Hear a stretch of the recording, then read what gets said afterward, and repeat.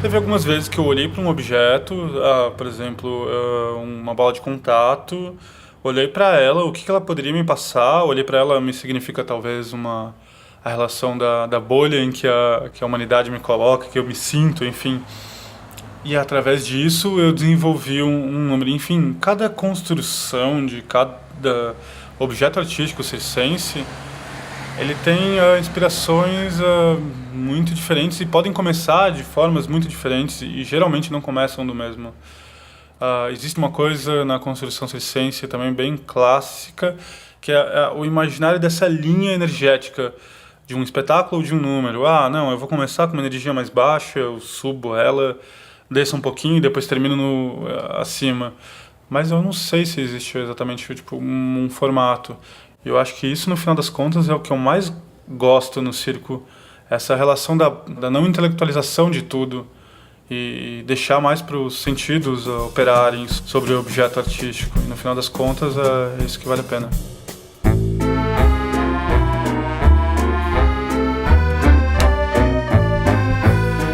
Sesc apresenta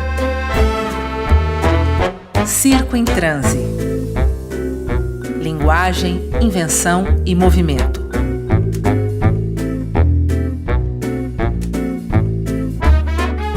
Episódio de hoje: Objetos no ar. Meu nome é Otávio Fantinato, tenho 37 anos, sou malabarista há 18 anos. Comecei no malabarismo por meio dos objetos bolas e contato. Durante muito tempo eles foram minha especialidade e meu objeto de inspiração, digamos assim. Nos últimos 8 anos eu venho me especializando na manipulação de objetos, onde eu trago manipulações clássicas do malabarismo para o universo dos objetos convencionais. Como transpor, por exemplo, técnicas das bolinhas para um pedaço de papel, ou das claves para uma vassoura, enfim. Eu tenho uma companhia chamada Companhia do Relativo, e aí, para além dos espetáculos, a gente também se propõe a criar oficinas onde mostramos um pouco do universo do malabarismo de forma simplificada e mais acessível. Pois o malabarismo é uma técnica, digamos, ela é difícil de conseguir os primeiros êxitos. Eu acho que intuitivamente a gente consegue dar uma cambalhota, a gente consegue tentar uma piada.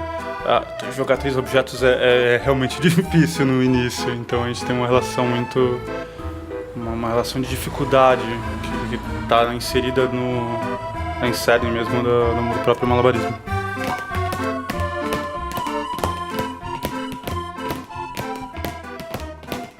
O malabarismo, eu lembro de ter lido uma vez numa enciclopédia da década de 70, que eu achei muito engraçado, eu tinha recortado até e pendurado na minha parede, que malabarismo é a manipulação fantástica de objetos inúteis.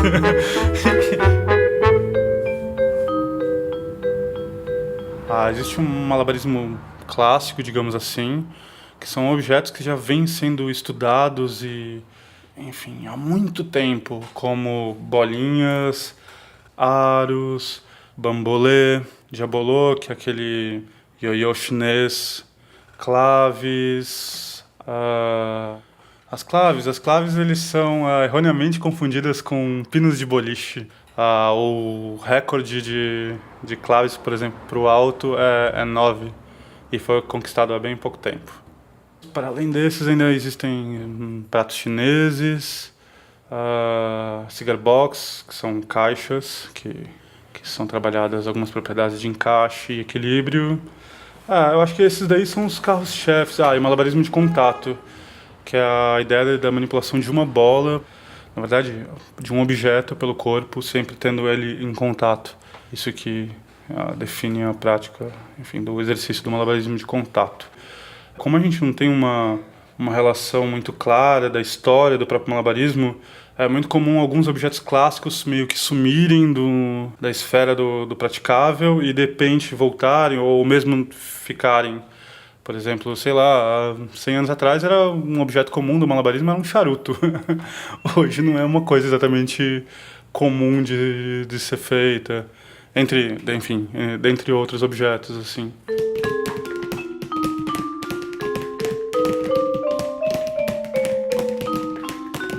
As relações da formação do circense ainda está muito no espectro de intuitivo, colaborativo e não, na verdade, acadêmico. O meu caso, eu faço parte dessa segunda leva. Eu aprendi a ideia do malabarismo quando eu tinha, agora no mercado 21, sei lá, enfim.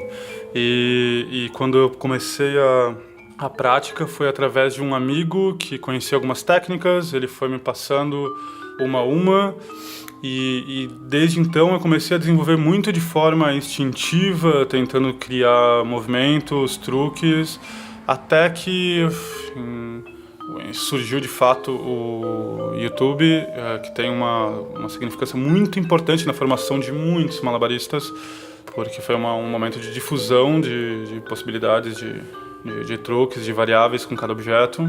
Quando eu cheguei em São Bernardo, existia já um núcleo de circo ali, e ali eu comecei a entender o circo de forma mais ampla, na verdade o malabarismo dentro do circo.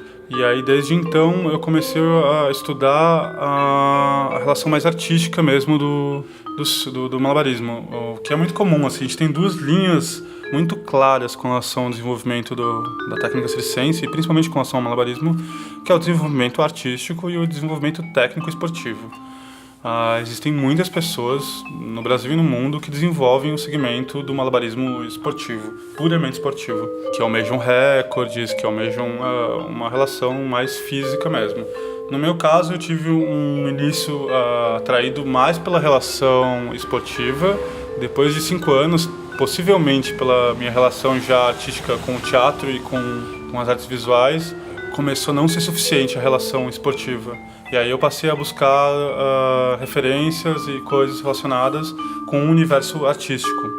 Depois de algumas apresentações, usando modelos mais americanos de atuação, eu fui atraído pela relação mais europeia do fazer o circo, que envolve uma construção, digamos, mais pessoalizada do objeto artístico, da composição, do porquê estar em cena e tudo mais. Circo em Transe.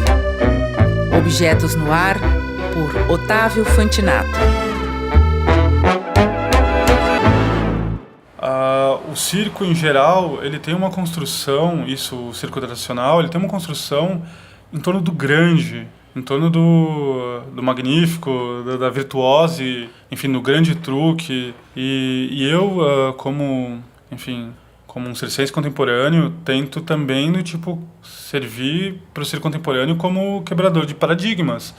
Eu quero dialogar com coisas menores, eu quero poder me comunicar através de energias mais baixas.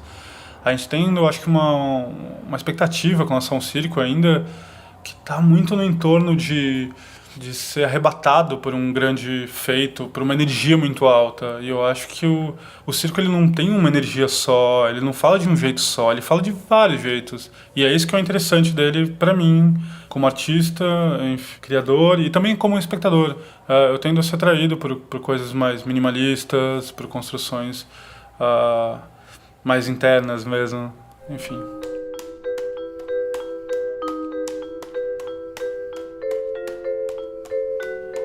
Bem, quando a gente fala do circo propriamente, quando a gente pega o suprassumo do que ele está ligado a uma coisa muito específica, que é a virtuose. Tudo dentro do circo está dentro de um espectro do risco. Nós, por exemplo, malabaristas, nos arriscamos com relação à queda dos objetos e tudo mais.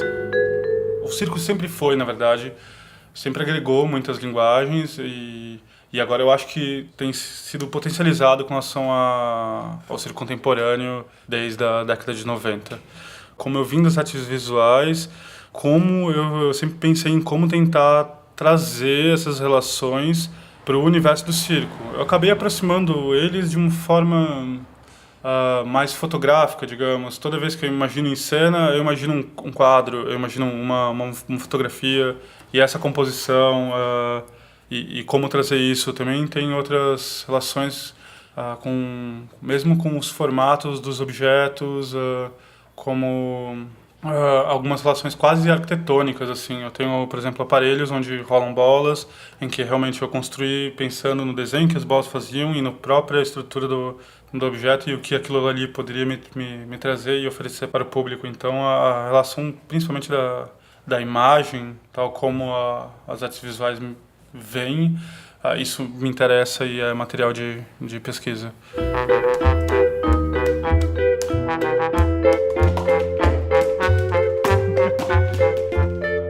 Se a gente pegar a história do início do circo contemporâneo, ela está ligada a 2 pontos-chave, que é basicamente a relação com a entrada da dança contemporânea dentro do circo e da performance.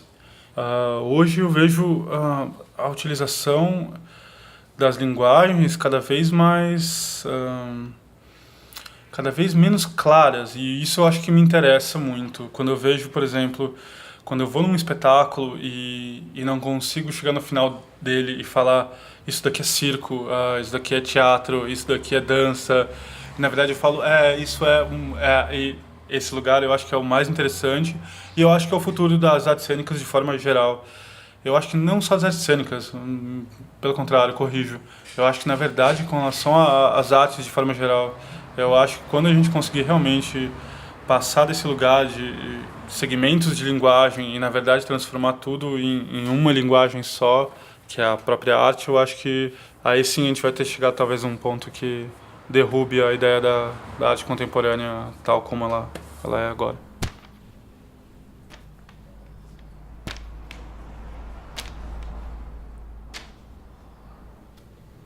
Essa pesquisa com objetos que eu tenho, ela foi iniciada em 2009 e foi junto com alguns amigos que viviam próximos, enfim. E aí a gente se juntou e propôs a fazer um encontro onde a gente fosse um encontro de malabarismo, só que não poderiam ser levados objetos de malabarismo. Então a ideia era levar outros objetos. E aí a gente passava uma noite numa quadra na Vila Madalena, se propondo a experimentar, a jogar e a tentar criar coisas com aqueles objetos que eram trazidos. Desse encontro, acho que foram só uns 5, 6. Mas enfim, deles me surgiu um primeiro fragmento de um número em que eu usava um objeto que me remete muitas coisas familiares, que é uma xícara. Quando novo, meu avô me ensinou a desenhar por meio de uma xícara, que ele me fez reproduzir durante meses a fio. E desde então eu ganhei uma relação muito forte com a xícara, passei a pintar com café, e aí eu queria muito fazer um número ou algo, trazer esse universo das artes visuais pro circo e dialogar com essa personalidade que me trazia o objeto. E aí foi uma escolha usar a xícara. Desse número que eu acabei compondo com relação ao malabarismo com xícaras, surgiu um espetáculo, que é o meu primeiro solo. Hoje, os objetos são escolhidos através das potencialidades cênicas e técnicas dele. Eu geralmente divido as possibilidades com um objeto em alguns conceitos dentro do malabarismo já existentes. Exemplo, o giro, o lançamento, o contato, o equilíbrio, o encaixe.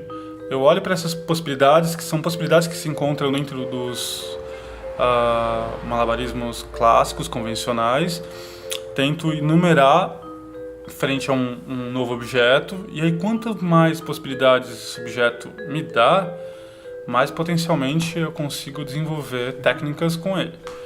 E aí entra a segunda parte, que é a relação cênica, que aí vem desde transformações que esse objeto possa sofrer, quanto ao que ele me carrega mesmo, pessoalmente. Porque também existe uma relação que eu acho que dentro do circo contemporâneo também é uma das coisas que mais me pega, o que me fez continuar nesse universo do circo, é a relação da pessoalidade.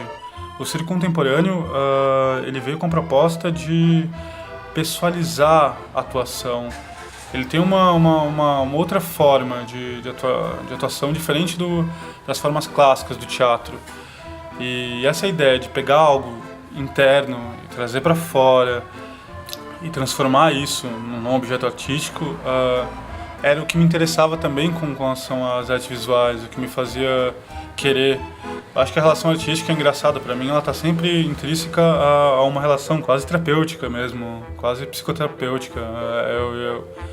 Eu costumo dizer que o universo das artes cênicas para mim é meu psicanalista, assim, é meu psicólogo.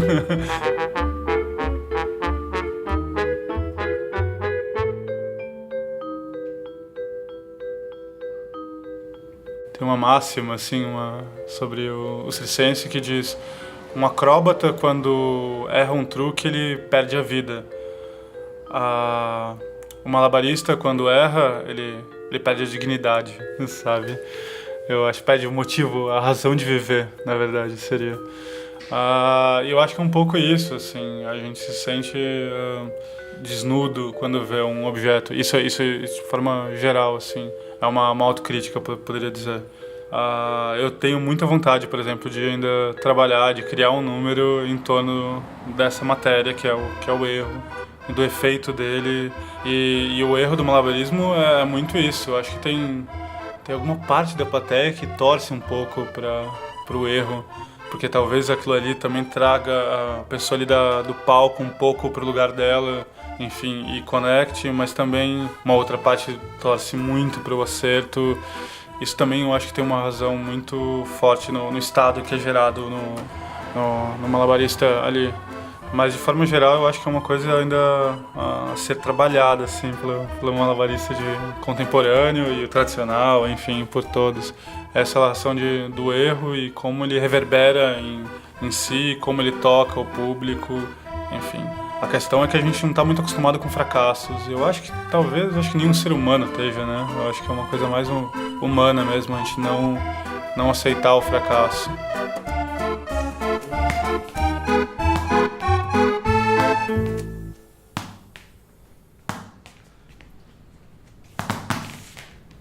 Tem uma colocação do Avner que eu acho muito interessante.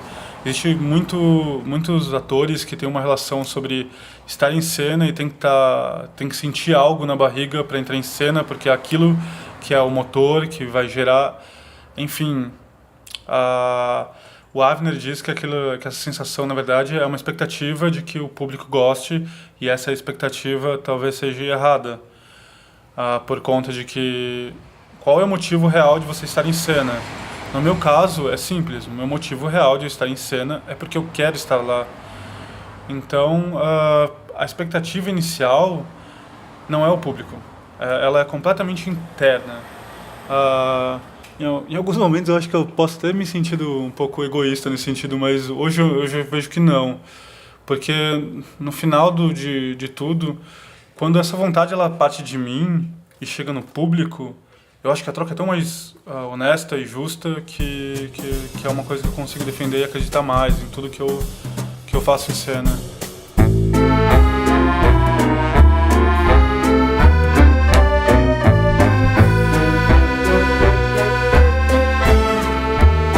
Circo em transe. Linguagem, invenção e movimento. Neste episódio, Objetos no Ar, com Otávio Fantinato. Série de programas do Circos, Festival Internacional Sesc de Circo 2019. Uma realização Sesc.